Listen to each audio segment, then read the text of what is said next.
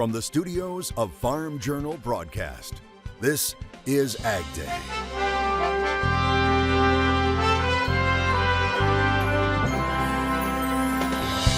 It's calving season. It's the best thing ever, actually. I love it.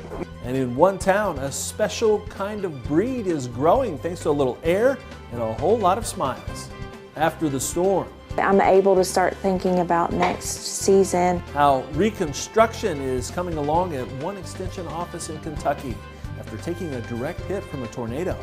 Plus, looking to the future, There's over 25 billion gallon potential market here in the U.S. alone. the push is on to cash in on crushing more soybeans right now on AgDay. Good morning, I'm Clinton Griffiths. It's one of the fastest growing industries in ag, soybean processing, with several companies announcing plans to build new facilities in the coming years. The latest ones we told you about earlier this month.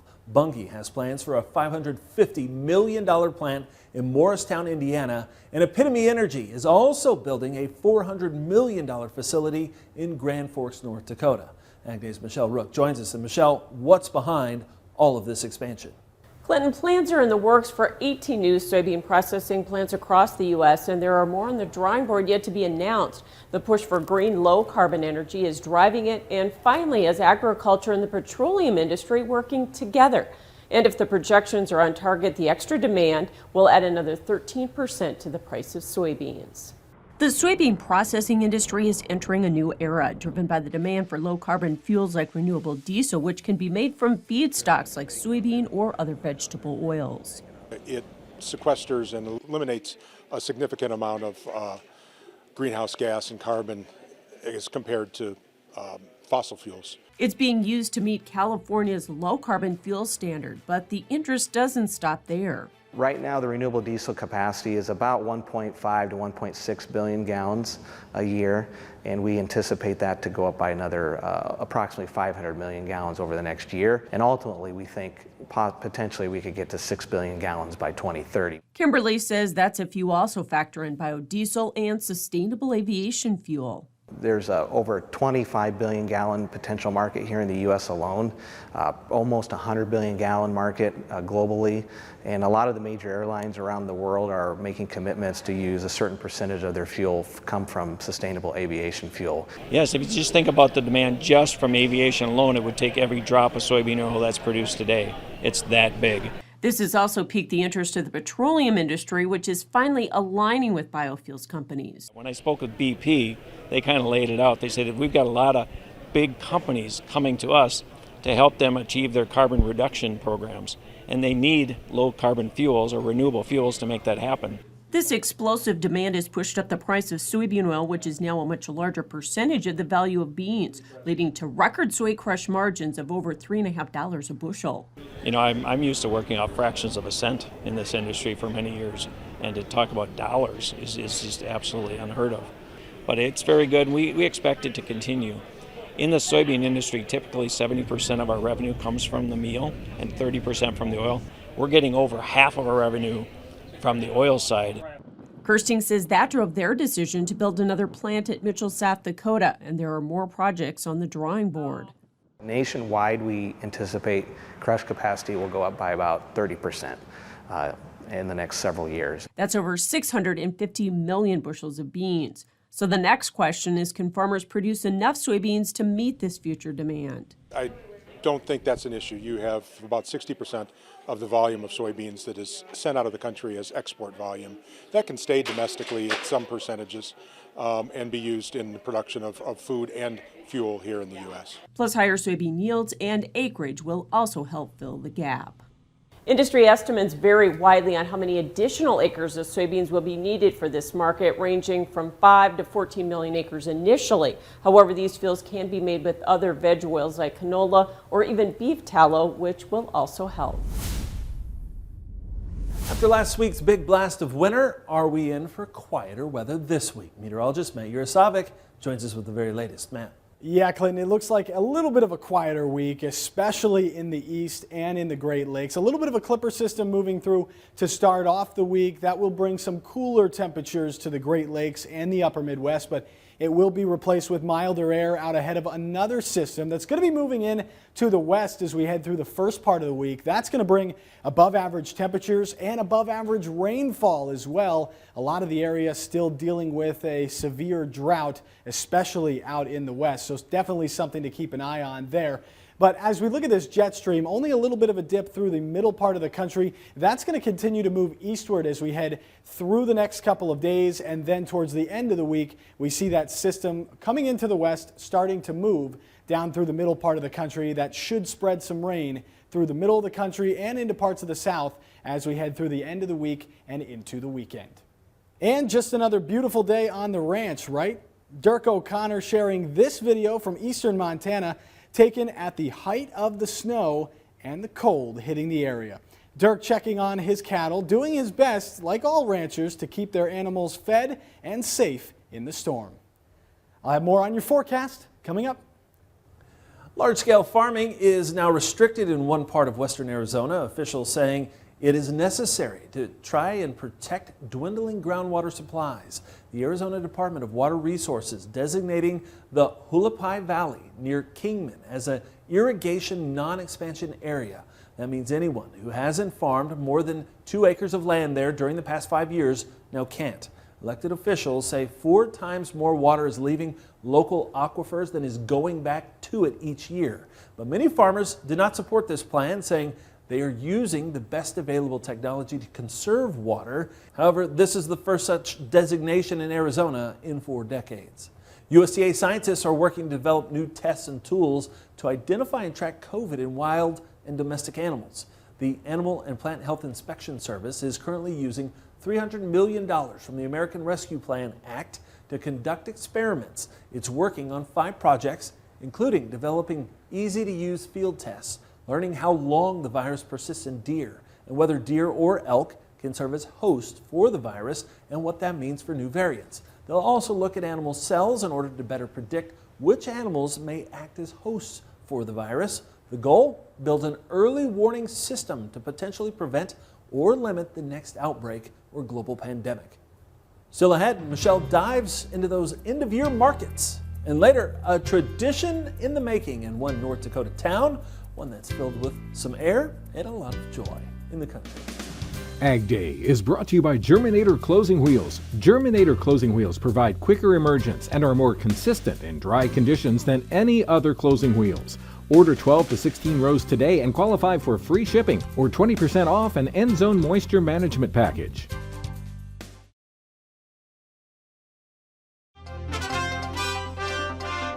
There's not been a lot of market movement as we end 2022, but Michelle Rook joins us once again with a look at how we may be finishing the year in markets now. Joining us with this morning's market analysis, Tommy Gersafi, Advanced Trading. Well, we have the last week here of 2022. What are you expecting for trade this week? Light holiday trade, end of year. Well, we have incredible volatility in the stock market, and some people are saying that they might sell stocks for tax losses, and that's not something we talked about in a long time.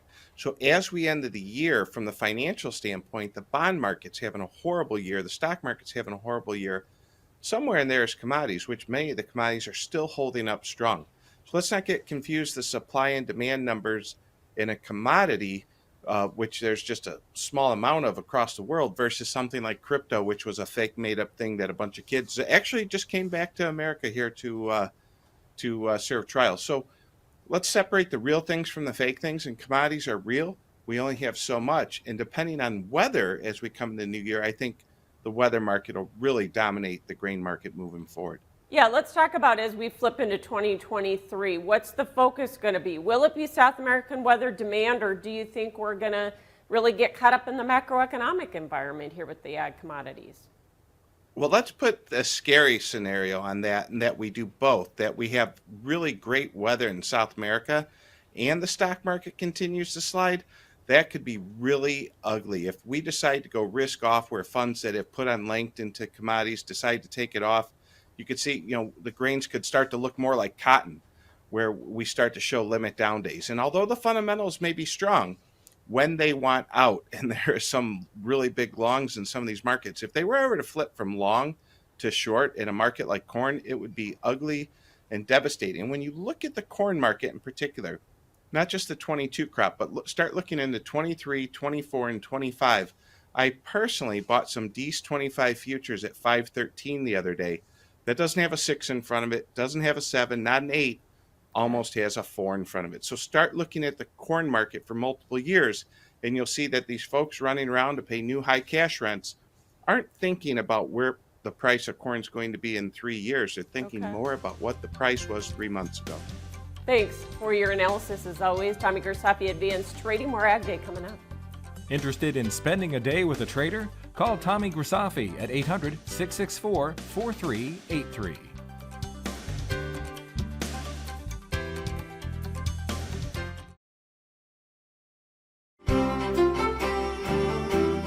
Meteorologist Matt Yurosavik joining us here with our national forecast. But first, it's Matt's last day. He's heading off to greener pastures. Of course, we'll miss your forecast here on Ag Day each and every day. I'll definitely miss all of you guys behind the camera, Clinton as well. We joke around, we have a good time. We do. We get the job done too. Absolutely, right? Absolutely. Yeah, I'll definitely miss it. And if you ever stop into town where I'm going, definitely stop on by. I will. Well, let's talk about this jet stream. Looks like we have a pretty good dip going here after last week's weather, maybe some more storms. Yeah, there could be a little bit of weather moving through parts of the east, and then we're going to be watching for another storm system moving into the west. That's going to bring a lot of rain to places that really need it.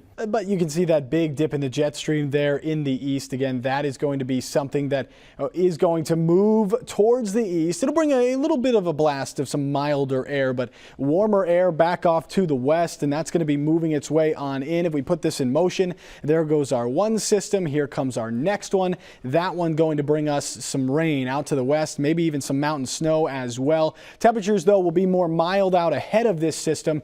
Melt some of that snow that fell last week, and you can see that surge of temperatures in the east. Not going to be overly warm, but they will melt anything that is still on the ground there from the Midwest into the Northeast. And then we've got another dip in the jet stream. That storm system is going to be moving through the center of the country as we approach the new year and then move eastward as we head into 2023.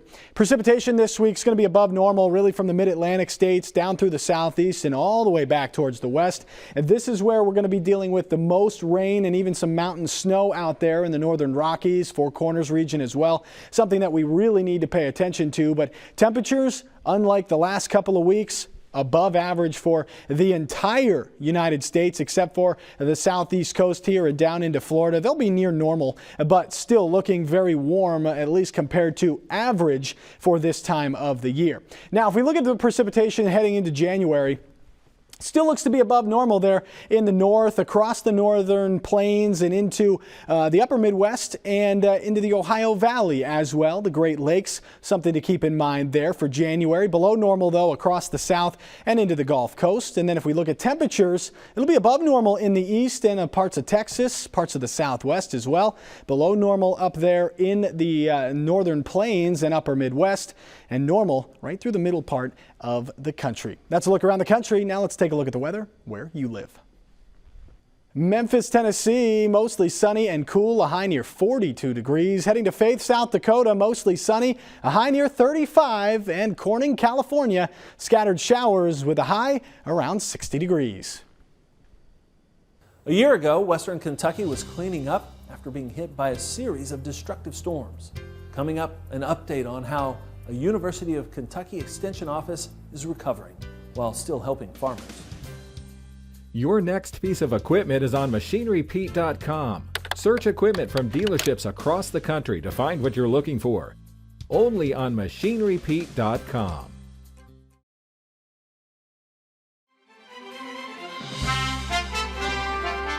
Earlier this month, we brought you a special broadcast from Western Kentucky. We called it Christmas Comeback. And it showed how the area has recovered and is still recovering 1 year after a devastating tornado outbreak. Kentucky's Research and Education Center in Princeton suffered heavy damage in the storms. And recently, the University of Kentucky's College of Agriculture, Food and Environment posted an update on how the recovery is going. In the last 3 months, thankfully, we have at least one office complex open. So about half of the personnel have been able to move in, get internet, which is a real struggle being in the rural part of the state. You know, at home, people just don't have high-speed internet.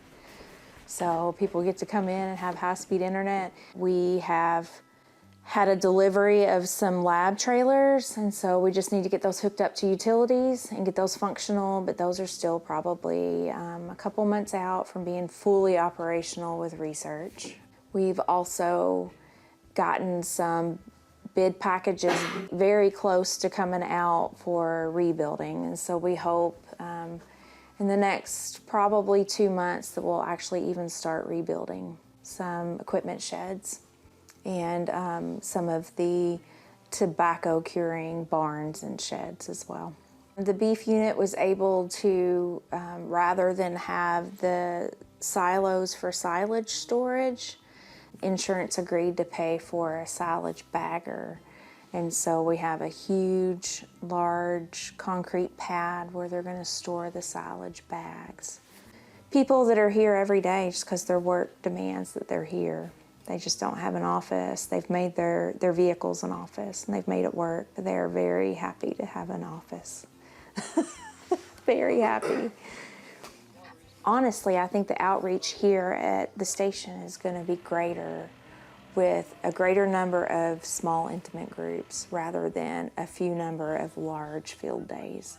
For a couple of reasons, so that people can ask a lot of pointed questions and get more feedback about progress than you can do in a larger setting.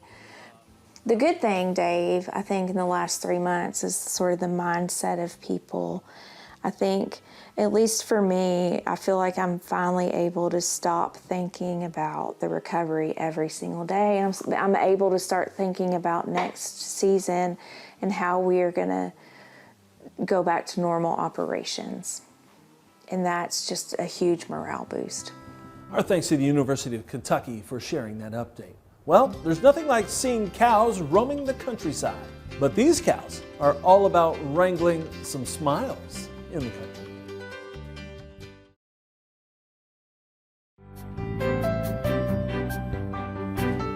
A rancher's work is never done. Even on these cold winter days, there's still lots of work to do. They've got to check cattle and make sure the herd has food, water, and shelter. But in one town in North Dakota, a herd of cattle remains on the loose, and it's perfectly okay. As Jody Kurtzman of AgDay affiliate KFYR explains from Beach, North Dakota. You see her? This isn't your typical cattle drive, but these aren't typical cattle. Do you see him? Jordan Tesher and his daughters are rounding up inflatable cows. So Shirley, what are you doing? It all started 3 years ago when Shirley, the inflatable cow, escaped from the Tesher's home. She moved around. Every Christmas season since, Who is here? Shirley has been on the loose in the town of Beach. Hey, look, it's your cow. Jordan first started moving her around to make his daughter Harper smile. Harper loved Shirley a lot. I knew it'd be fun for Harper, and that's what mattered, I guess. His idea quickly got the community's attention. People love seeing it. And these days, everyone in town is keeping an eye out for Shirley. Hi, Shirley! Merry Christmas, Shirley! The herd has grown. Shirley has a couple of sisters in town who look just like her. And then there's Annabelle. That's her Scottish Highlander sister. She was sick yesterday. I can smell her. So it makes sense that on this day they find Annabelle at the pharmacy. She's on the mend. Staying warm in here. Jordan never thought he'd still be moving these cows 3 years later. But he says it's become a bit of a tradition for his community and for his girls who love cows, inflatable ones Hey, guys. and real ones. I see ya. Reagan loves cows more. She's in a cow suit 6 days a week. She loves feeding cows. She loves seeing cows. In the tractor and the skid steers, whatever you can do with cattle, she loves it. For this girl dad, sharing his love of ranching with his daughters is a dream come true. It's the best thing ever, actually. I love it. What's that right there, Harper? And he also loves seeing the smiles these cows bring to his daughters' faces. I just do it for the girls. In Beach, I'm Jody Kurzman, reporting for your news leader. All right, thanks, Jody. Now, there's a Facebook page called Shirley's Shenanigans, where Jordan and other people post funny pictures of Shirley. And that's all the time we have this morning. Sure glad you tuned in. From all of us here at AgDay, I'm Clinton Griffiths. Have a great day.